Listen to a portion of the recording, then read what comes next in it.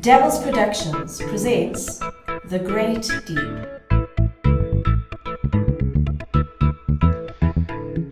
Don't forget to like and subscribe to the channel if you enjoy cartoons, music, and general trains of thought that involve healthy families and relationships.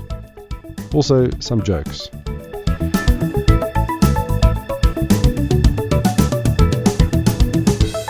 I've discovered one thing as I've got older, and that is that it is never too late to start a journey of health and fitness.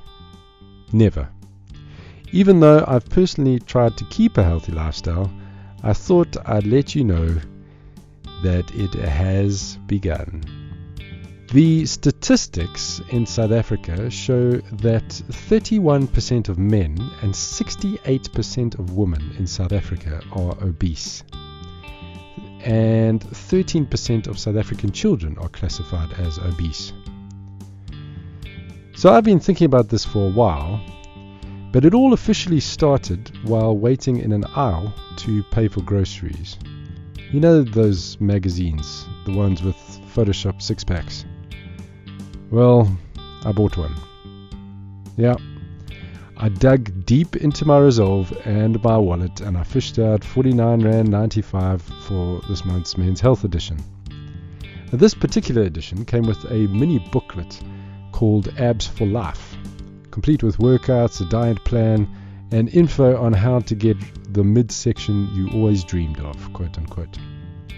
Why, you ask? Well, besides trying to benefit my wife, the only reason I have any aspirations to bear resemblance to a Greek god is because, well, it seems like a noble thing to do. One of the main things is not spending so much money on junk food. That money could be used to help local charities, for example. Plus, the advantage of exercising every day is that you die healthier. And besides, most guys I know seem to be aspiring to six-packs rather than the whole barrel. Yeah, boy. So I resolved that I was going to get a set of abs so tight you could play tunes on them. I mean, how hard could it be? I thought to myself. I signed up at the local gym and assigned certain parts of my week to the new regimen. Most of the problem with gaining abs for life is psychological. I mean, I knew that inside me there was a thin person struggling to take over, but I could usually sedate him with 3 slices of cake. The problem was that my newly acquired handbook actually encouraged the takeover of the skinny persona. And do you have any idea how hard it is to allow a thin person to take over? Yeesh. So at the gym, I met a rather large middle-aged woman who seemed to empathize with how hard it was to get fit, particularly the jogging routine on the treadmill. You simply must do some things. She told me. I stopped jogging because my thighs kept running together and setting my panties on fire.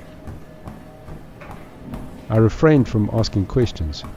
I was, however, impressed at her resolve.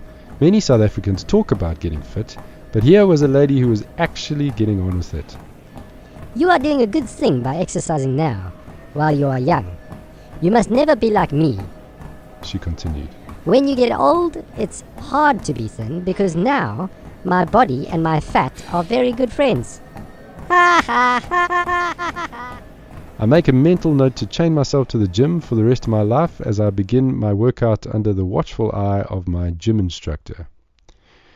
First, we start with cardio, which, according to my handbook, should be, quote, an easy 10-minute run, unquote. Phew. Easy run. That's an oxymoron if ever there was one.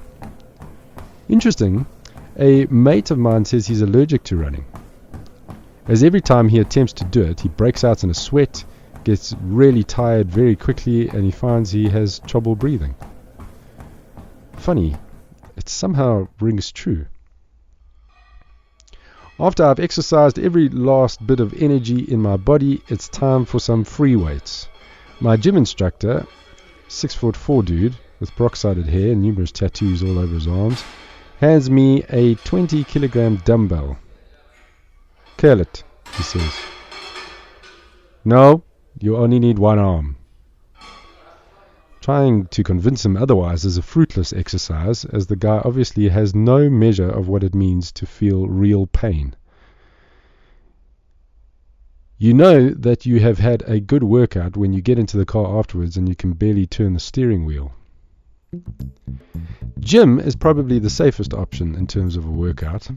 Jogging on the streets in South Africa is generally ill-advised, as muggings do happen. In other countries, you'll probably end up shoeless. Here, you'll end up naked and with multiple knife wounds. If you're lucky, you'll just get shot, which is easier than having to go and file an affidavit at the police station. Naked. Be that as it may, I do jog on the streets more often than you'd think. And I justify it on the basis of, number one, my shoes aren't worth that much.